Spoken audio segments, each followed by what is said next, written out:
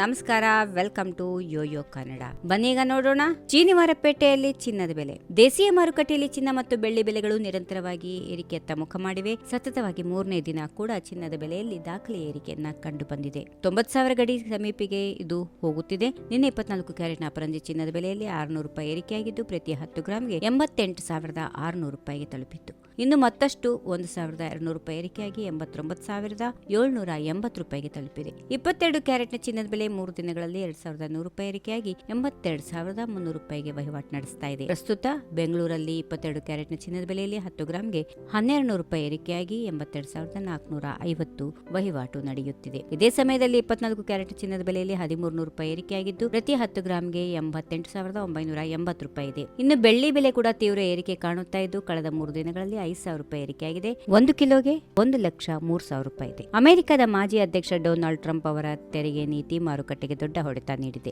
ಈ ರೀತಿಯ ನೀತಿಯ ಪರಿಣಾಮವಾಗಿ ಟ್ರೇಡ್ ವಾರ್ನ ಭೀತಿ ಹೆಚ್ಚಾಗಿದೆ ಮತ್ತು ಅಮೆರಿಕದ ಮಾರುಕಟ್ಟೆಯ ಕುಸಿತಕ್ಕೆ ಕಾರಣವಾಗಿದೆ. ಅಂತಹ ಅನಿಶ್ಚಿತೆಯ ಸಮಯದಲ್ಲಿ ಹೂಡಿಕೆದಾರರು ಚಿನ್ನವನ್ನು ಸುರಕ್ಷಿತ ಹೂಡಿಕೆ ಸಾಧನವಾಗಿ ಪರಿಗಣಿಸುತ್ತಾರೆ. ಇದರಿಂದ ಚಿನ್ನದ ಬೆಲೆ ನಿರಂತರವಾಗಿ ಏರಿಕೆ ಆಗ್ತಾ ಇದೆ. ಈ ವಿಡಿಯೋ ನಿಮಗೆ ಇಷ್ಟವಾದಲ್ಲಿ ಲೈಕ್ ಮಾಡಿ, ಶೇರ್ ಮಾಡಿ, ಸಬ್ಸ್ಕ್ರೈಬ್ ಮಾಡಿ.